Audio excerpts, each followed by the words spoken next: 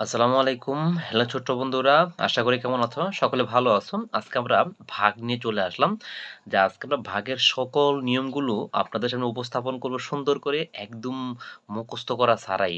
আমরা অনেকেই বলি যে ভাগ করতে গেলে আমাদেরকে গুণের নামটা মুখস্থ করতে হয়। কিভাবে আপনি গুণের নামটা মুখস্থ করা ছাড়াই আপনি আপনার সন্তানকে বা আপনি নিজেই ভাগ করা শিখবেন একেবারে সহজে। বেসিক থেকে শুরু করে একবারে সকল নিয়মগুলো আজকে আমরা আমাদের এই ভিডিওতে উপস্থাপন করব ইনশাআল্লাহ। সম্পূর্ণ ভিডিও দেখতে থাকুন, সহজে ভাগ শিখতে পারবেন আজকের ভিডিওর মাধ্যমে ইনশাআল্লাহ। আসুন তাহলে শুরু করি।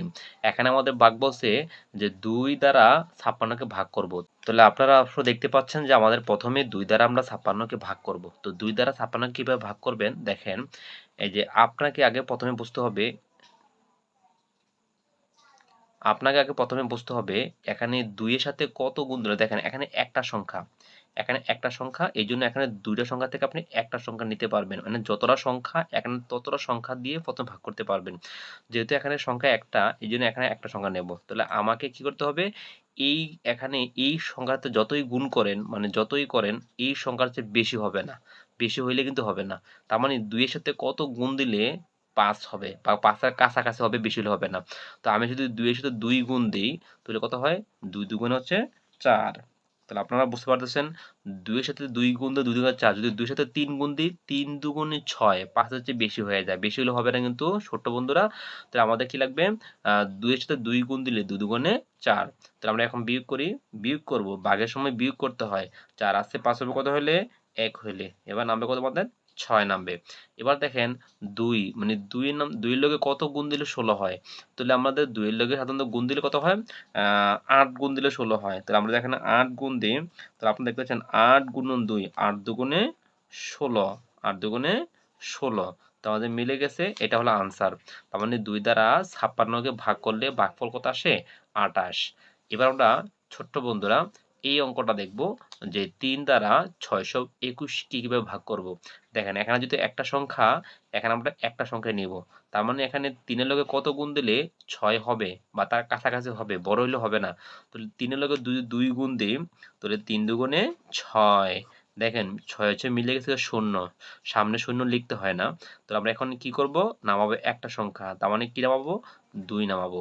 দেখেন ৩ দ্বারা কি ২ এর ভাগ যায়? আমি বলেছিলাম এখানে এই সংখ্যার চেয়ে বড় হইতে হইব। যদি ১ বারও দেই, যেখানে ১ ও লিখি তাহলে ৩ ও কে ৩ হবে। কিন্তু এটার সংখ্যা আছে কত?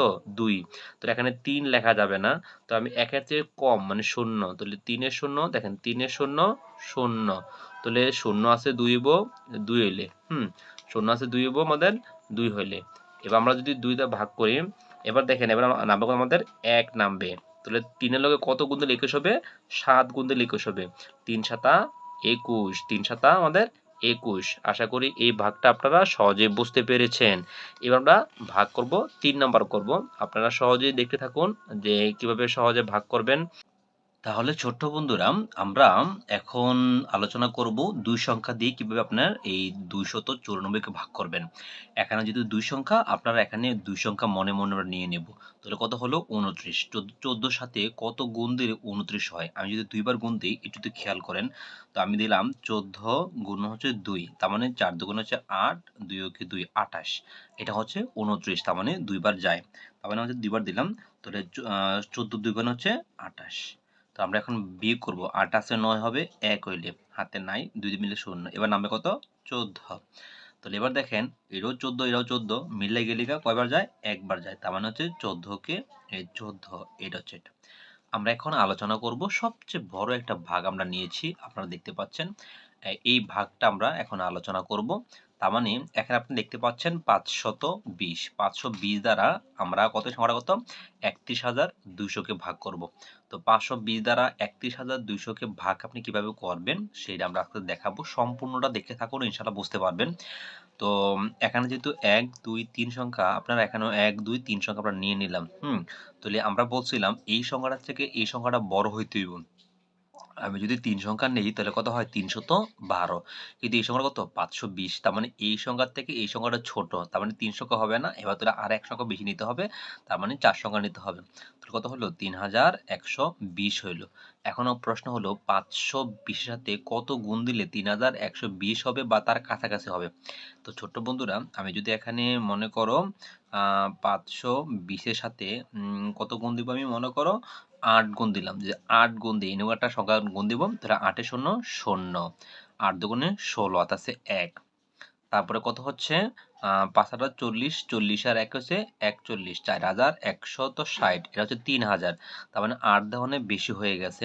তাহলে আমি এখন কত দিব? আমি যদি এখানে ৭ দিয়ে দিই, ছোট্ট বন্ধুরা একটু খেয়াল করো, ৫২০ ৭ দ্বারা গুণ দিই, কত হয়? ৭ এ ০ শূন্য, ৭ দুগুণে ১৪ হাতে আছে ১।